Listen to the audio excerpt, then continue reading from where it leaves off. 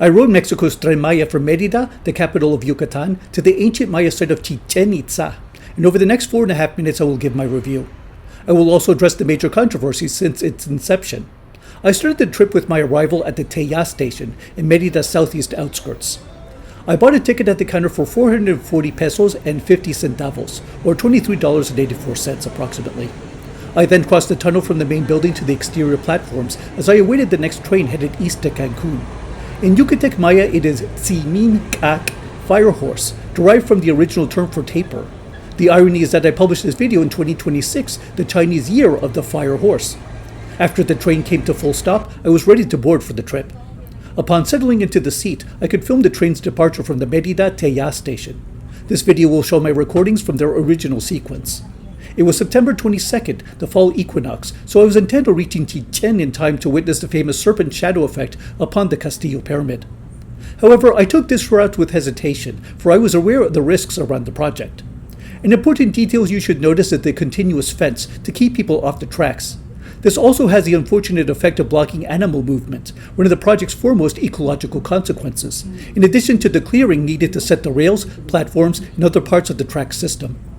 Another major controversy that had surrounded the enterprise was the archaeological impact from the development.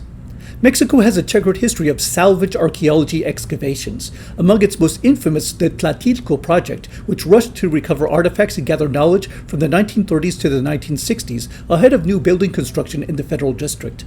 Anthropologists expressed similar concern that the Tren Maya's construction would compromise ancient Maya sites that were still poorly understood. However, a rebuttal to this argument is that the construction in fact yielded a spring of excavations at both newly discovered and previously excavated sites. If anything, it led to an unprecedented campaign of archaeological research across the Yucatan Peninsula, greatly improving our knowledge of the Maya civilization. Important discoveries occurred at sites such as Sierra Papacal, north of Merida, and Cojunlich, west of Chetumal, because of the development around the train project. At the Tixcocob station, I saw this map of the train circuit.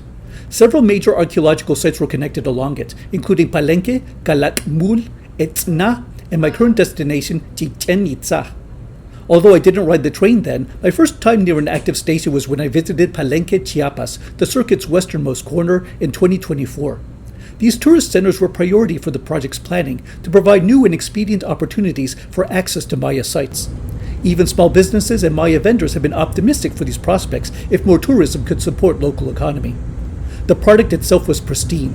Within, a clean carpeted car with comfortable seating and climate control. Without, a smoothly polished shell detailed with a tropical scheme. With ample air conditioning, I could enjoy this view of North Yucatan's lowland, tropical dry forest without its humid heat.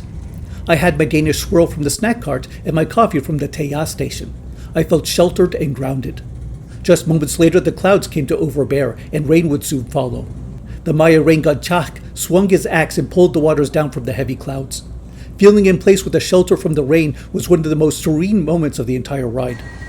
The purpose is to build a full circuit around the Yucatan Peninsula, with important stations along its corners: Escárcega at southwest, Merida at northwest, Cancun at northeast, and Chetumal at southeast. Parts of both the official website and the actual track were still under construction when I took the ride in 2025. This map included a directory of the connected areas, color-coded by region. I reached the Chichen station at 11 a.m. after approximately an hour and 45 minutes on the rails. As soon as I stepped onto the platform, I suddenly entered the warm fog of the Maya tropics. The station's brutalist gray halls, pervasive white light, and green landscape views reminded me of a dream I once had about a Maya museum. Perhaps it was a prescient vision of walking this hallway as part of my way to a treasury of their ancient works. From the entrance, I rode a taxi to the hotel, where I dropped off my luggage before finally reaching the pyramid to witness the cosmic event. Was the trip worth it? From a strictly travel-based perspective, weighing the cost, comfort, and convenience, my answer is yes, absolutely. Should you do it on principle? If you believe the benefits outweigh the risks, then go for it. If not, other routes around the peninsula are also available. Please like, share, and subscribe to Eye of the Serpent. Your support goes toward travel, research, and production. Thank you for watching, and good treks.